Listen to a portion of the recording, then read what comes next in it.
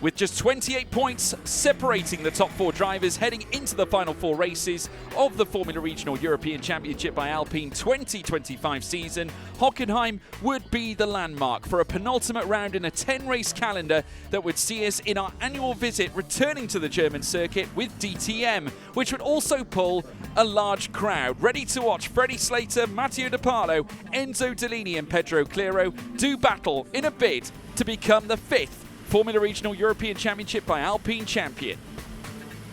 Round 9 will also see some returning faces in Kasper Stuka, Anea Frey and Newman Chi, as well as a brand new entry in James Egozi. The American begins his European racing career as part of the Tony Kart racing team, winning the WSK Supermaster Series in 2023, and in the same season he would begin graduating to Italian F4 with PHM Racing as a Red Bull Junior. Yeah, it's really nice. I didn't know if I was going to be doing any FECA rounds this season, but I'm really happy to be here representing RPM. And yeah, it's really a pleasure. I've never been here in Hockenheim, and I've never driven a FECA race, as you said. So a lot of first times for this weekend, and I'm really enjoying it so far. With RSGP fighting for both the teams and drivers' championship titles this season, they are set to possibly add to their FRECA silverware for the first time since 2021. The French outfit won both the teams and the rookies title in the inaugural season with Isaac Hadjar and fell 1 lap short of a team's title in 2023. However, this season looks like it could all change. Yeah, he improved quite a lot through the season actually. So when we tested him, I think he had quite a lot of potential. And race by race, we saw him evolve to quite a good level now. Still some work to do, obviously, to be a bit more consistent, I'd say, but quite happy with this season, yeah. While still on topic of RSGP, we met a familiar face in the German paddock, a driver who once left his mark on Formula Regional. Tim Tramnitz, now competing in FIA Formula 3, made his presence felt once again on home soil. It was right here in Germany, where back in 2023, he celebrated his 3rd victory in the championship, a season that saw him finish 3rd overall, also driving for RSGP. I think for me it's quite easy to say. For sure my win in Hockenheim in 2023 was very special. It also was the first race at home for me in quite a long time at that point. So yeah, just the feeling in front of the fans, also together with the DTM on that weekend, was just very nice. Before diving into the on-track action in Germany, it was Nikita Bedrin who first took the spotlight in the Hockenheim paddock. The Santalot Racing driver was presented with the Pirelli Rising Car Award, recognising his impressive performance at the previous round in Barcelona, where he produced a remarkable comeback drive through the field. It was a well-deserved acknowledgement from Pirelli, highlighting Bedrin's consistency and determination throughout the season. Yeah, it's a pity that we had to start under the safety car, because I think the first lap was many opportunities to do good progress, but because of the disqualification in qualifying, I had to start last. Did the most out of it, gained as many places as I could without causing any incidents, so yeah, could be happy with what I did. Friday afternoon would see the first qualifying session of the weekend take place. It was determined that this would set the grid for race 2 on Sunday, with Group A hitting the track first, including Freddie Slater and Enzo Deligny. As the laps came in, it soon became clear that Deligny was unbeatable, setting laps no one else could match. The French driver completed a 1:33.989, leaving Taito Kato half a second behind as he picked up his joint best result. Slater was 3rd ahead of Akshay Bora, with Kanato lay in 5th. As Group B hit the track, the conditions and the pace continued to increase, and taking full advantage was Matteo De Carlo. The Italian would end the session fastest, but only just after a head-to-head fight with Evan Gilter, with the pair separated by 33 thousandths of a second. Nandavid Biran-Bhakti would finish 3rd, with Dion Gouda, the top rookie, and 4th in group, and Hiyu Yamakoshi in 5th. The result confirmed 2 championship leaders in Deligny and De Carlo on the front row. As the crowds poured in on Saturday morning, the second qualifying session would be amongst the first of the action to take place on a dry circuit for now. This to set the grid for the afternoon's first race of the weekend, and Group B would kick off proceedings. Track limits were a clear factor from the start, and it seemed that it was a session of not only who could secure a fast lap, but a clean one. Doing both would once again be Matteo De Paolo to put himself on the front row for both races. Gilter would be second in group, with Claro third, Igozzi an impressive fourth, and Gauda in fifth. Group A were up next, and it seemed the message had been passed on in terms of track limits in what would ultimately be a much cleaner session. It was one also topped again by Deligny. He would have a nervous few moments after a mistake at turn 8, costing him a chance to improve on his final lap. This opened the door for Bora and Slater, but neither could beat his time. Improving behind was Jin Nakamura, who took fourth, with Taito Kato in fifth. Although fastest, Enzo Deligny would be given a 4-place penalty for the first race of the weekend, and this penalty was carried over from race 2 at Barcelona, which he was awarded post-race for a safety car restart procedure infringement. This dropped him to 5th, with De Paolo promoted to pole position and Bora to the front row. All top 4 championship challengers would be on the front 6 rows for both races of the weekend, setting up an exciting penultimate round. Yeah, obviously, always good to be quick. Team has done a really good job, so yeah, our car is really good right now and in a good window. So yeah, we're really happy with the pole. Yeah, it's really important. These 2 results are, giving me a lot of confidence for today's race and also for tomorrow's one. We're heading to the finale of the championship. So yeah, I'm happy of what we are achieving together. We'll try to take some margin in the championship and bring it on to Monza, where it's gonna be really tough. When you are so close with the points at the final round, there is a lot of tension. So the grid for race 1 at Hockenheim was determined based on the results of the second qualifying session, following the same format used in prior seasons at Monaco and during the Spa 24-hour weekend. Light rain before the start left several sections of the circuit damp, leading to race control starting the race behind the safety car. This allowed the drivers to gradually build temperature into their tyres and assess grip conditions on a track that was still partially wet in some corners. As the safety car came in, the race was finally underway. We are go officially for round 9, race 1 in the Formula Regional European Championship by Alpine here at Hockenheim. We head round the final corner and down the start-finish straight, and we are underway. Matteo De Paolo up towards the first corner has made a perfect start there, and he has an advantage over Akshay Bora, who is under pressure from Evan Gilter.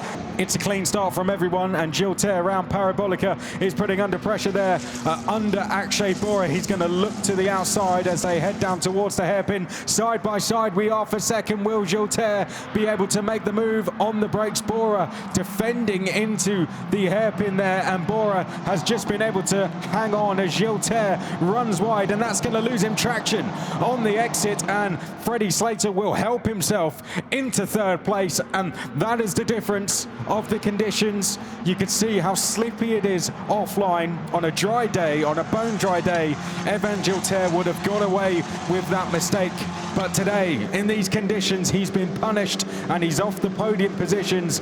Freddie Slater goes through into 3rd, and now it's eyes on Akshay Bora in 2nd.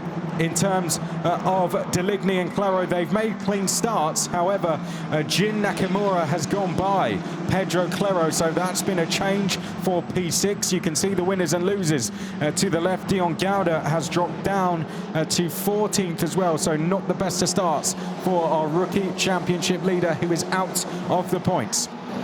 Now seems to be settling down. He's holding off the challenges of Gilter and Slater well.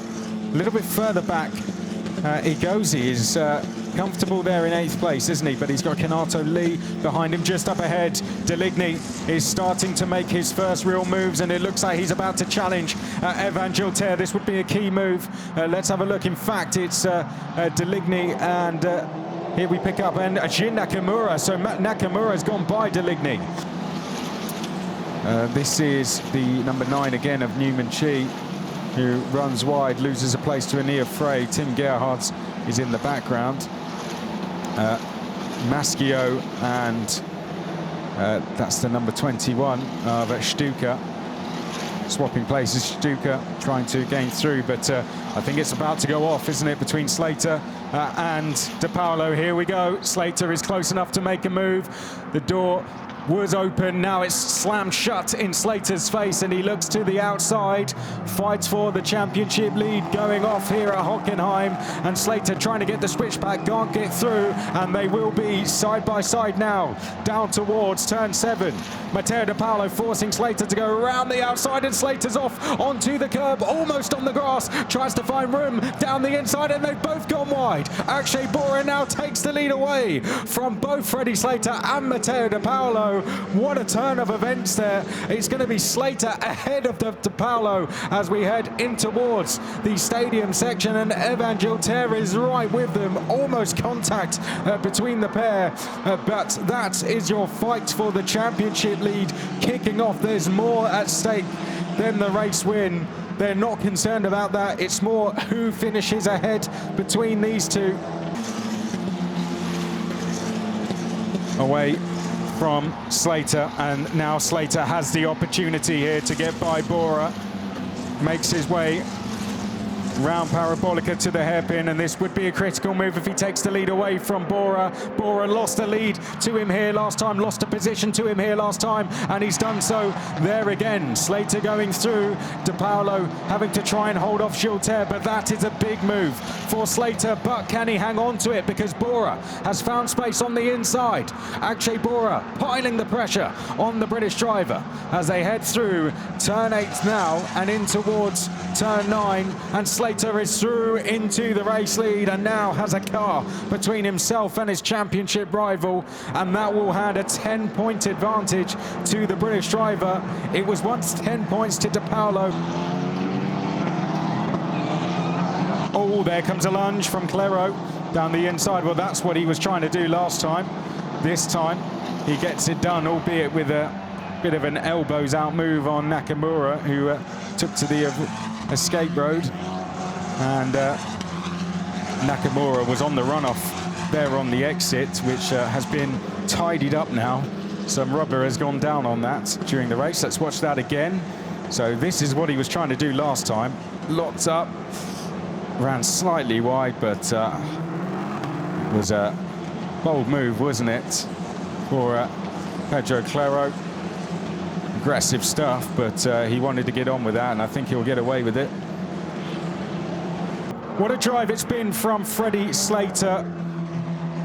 Didn't have his best qualifying by his incredibly high standard. Started from the second row of the grid and made some superb moves down at the hairpin. Got his elbows out when it was needed to, and Freddie Slater is going to help himself to a 6th win in the Formula Regional European Championship by Alpine, and to a 10-point advantage in this championship race. What a drive from Freddie Slater, and that was a real statement drive from him as he fights for this championship title. Akshay Bora finishing in 2nd place, and Matteo De Paolo finishing in 3rd place.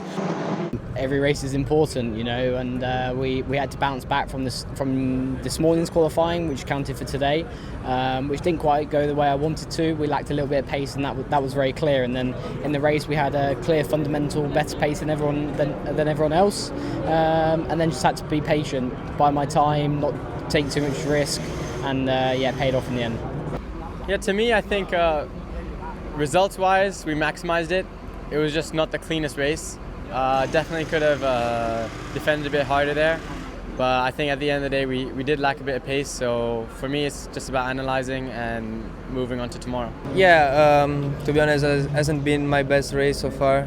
We struggled a lot with the setup wise with the car, because at the beginning the pace was not too bad in the first lap, so I also managed to get a big gap from the P2.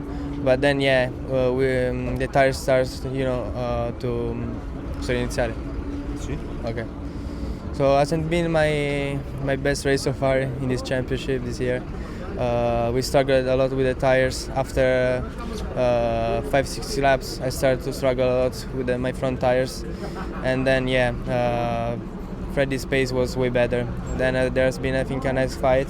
But yeah, I lost also the position with Akshay because of that. But that's racing. Now we'll try to analyze tonight what we can improve and try to win tomorrow. That was good, obviously. Quali went well earlier today and yesterday and starting in the top 10. And the track was quite tricky and a slight mistake on my behalf. Went on the slippy bit and then lost some position. So a bit unfortunate, but definitely an improvement compared to last couple rounds. The start of race 2 was delayed after the cars had already lined up onto the grid due to uncertain weather conditions. Almost all drivers remained on slick tyres, except for Giovanni Maschio of RPM and Sakir Al-Moushari of G4 Racing, which opted for wets as light rain began to fall over the circuit. Following the delay, the field completed an additional formation lap before the race officially started with the usual standing start procedure. As the green flag was shown, the action was ready to begin. Here we go then. Let's get ready to go racing at Hockenheim. The green flag is now ready to be waved this time. There it goes, 28 minutes ahead of us, round 9, race 2 in the Formula Regional European Championship by Alpine. To the inside of the circuit will be Matteo De Paolo, and to the left will be Enzo Deligny on pole position, and we are go here at Hockenheim for race 2, and it's a great start from Enzo Deligny. A bit of a poor getaway from De Paolo, but he will hold on to second position. Oh, and an incident straight away, and that is the number 10 of Nikita Bedrin, who is off there. One of the Trident cars has gone with him, which is the number 5 Trident of Ricky Liu. We're immediately going to see a safety car in this race, if not more. 2 cars off, out of the race. There we can see Ricky Liu, who has gone over the top of Nikita Bedrin. A big incident down to the first corner. Looked like Nikita Bedrin had made contact, spun into the path of Ricky Liu, had absolutely nowhere to go. Out front, the race continuing on, and Deligny is defending from De Paolo. In third and fourth, it is the 2 ARTs of Kato and Gilter. Freddie Slater hanging on, and good to see both drivers climbing out of the car. Safety car is out. There you can see the difference. One camera change. Bang, between 2 corners, and look at the difference in conditions on the camera. And we've got one where it looks bone dry. This one, it looks sketchy. Once again, safety car in, and we are back green here at Hockenheim in the Formula Regional European Championship by Alpine. There are grey clouds in the background, but we are green on the circuit and down towards the first corner. Enzo Deligny takes us at full racing speed. Matteo De Paolo staring at a possible championship lead if he can close in on the Frenchman. Taito Kato is there in third place. Behind him is teammate Evan Gilter filling the mirrors, and then Freddie Slater trying to get past the pair of them as Evan Gilter goes all the way round the outside of Taito Kato and into third place. Beautiful move there from Evan Gilter. Saw that Kato was under pressure at the restart, and he's taken full advantage. And now the French driver gets after the top 2. Freddie Slater, watch for him. Is he going to go for a move down to the hairpin here? He can see the door is open on Taito Kato, and he's trying to get down the inside, and Kato has locked up, and there goes Freddie Slater in the red and white Prema, and he might be 2 for 1 here. Freddie Slater drawing alongside Evan Gilter. We saw yesterday he's prepared to take the risks, but at this point he's just going to go for the move now on Kato. Didn't quite get the wrong on Gilter, and now Kato getting stuck in and getting 4th place back from the British driver. Across the line we go. Deligny, De Paolo, Gilter, Kato and Slater. Your top 5: Gauda, Bora, Clero, Lee, Yamakoshi. Once again, Slater's lining this one up. Whoa, spin there for Hiyu Yamakoshi. Held my breath for a second there, as I'm sure we all did, spinning into the path of the pack, but Yamakoshi thankfully found himself off on the outside of the circuit. Good avoiding action from the rest of the field. Yamakoshi dropping a wheel on the exit there, and it seemed to just spit him round. And now he's facing the wrong direction, and I'm not sure if he's lost the engine there, but meanwhile, let's go back to the action, because championship leader Freddie Slater has put it down the inside there of Taito Kato, and this would be a crucial move for Freddie Slater in terms of holding on to his championship lead. Makes his way now round turn 7 up towards turn 8. Freddie Slater going wheel to wheel with Taito Kato, who has gone a little bit too deep into that corner. Has he? No. Holds on to it. A bit of a lock up there from Kato, but Kato is not prepared to get out of the way for the championship leader. He wants a podium finish, and Taito Kato showing really good pace out there, really good fight today. And we now go to the hairpin. We're still green, which would tell me Hiyu Yamakoshi has got going, and that's confirmation of that now that he's out the hairpin and away. Right, let's watch it back. Watch this back. We're going to see his wheel go over the curb. So he's 4 wheels over, and at that point, yeah, he's a passenger. Well, we've had rain, you got to remember, at points this weekend. So when you're on the curb like that, oh, Saki Almasergi's off. So a safety car could be back out on its way once more, because Almasergi's off, and has he had a puncture, I wonder? Let's find out. Oh, he's spun coming into the first corner. I'm not sure if he had a puncture by that point or if that's just a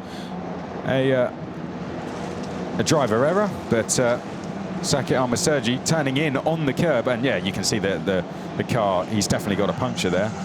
So Saki Almasergi picked one up, and the way the car sat on the left rear suggests that he has a puncture. Porat and Clairo are going wheel to wheel, and Clairo now having to defend from Kanato Lee in the red and white, and Kanato Lee just rejoins ahead of Jin Nakamura. Is it starting to rain around that part of the circuit? Spots of rain coming down. Safety car with 8 minutes and 45 seconds. Don't go anywhere. Do not go anywhere. This is going to be an exciting end to the race. Right, here we go. Pit stops going on, and why not? We've got the Yampu Sways come in to change for tyres.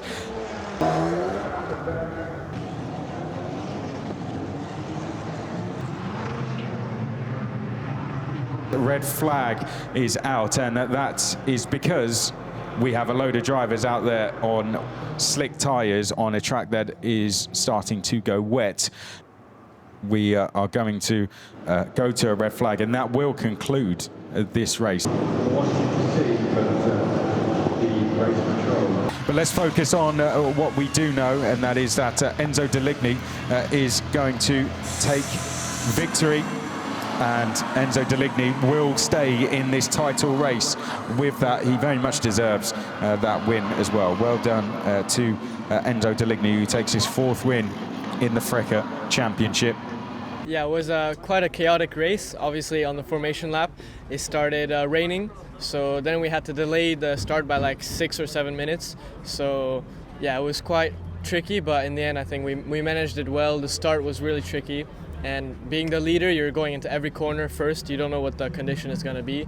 So I had to be a bit safe, but thankfully Matteo behind, we didn't want to push too much either, so I was safe.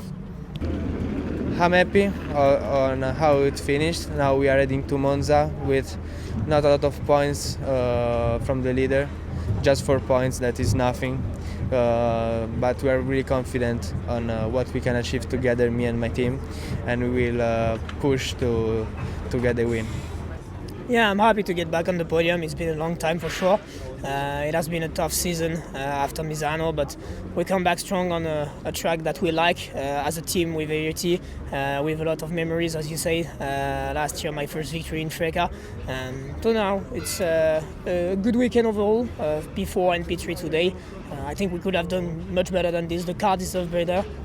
We came back strong since the hard weekend that we had before, and it's still good to be back on the podium for sure. Yeah, I'm happy to come away with P6 in the tricky conditions, like halfway half dry, so it was good. The team did a mega job all weekend, and we definitely took steps forward, so looking forward to the next round. There are now just 3 drivers who can win the championship as we head to the season finale at Monza. After a response from Matteo De Parlo in race 2, he closed the gap to just 4 points between himself and Freddie Slater, with Enzo Deligny 30 points away from the championship lead. The 5th champion of the Formula Regional European Championship by Alpine will be decided in the 100th race of the series at the Temple of Speed on the 25th and 26th of October. We'll see you there.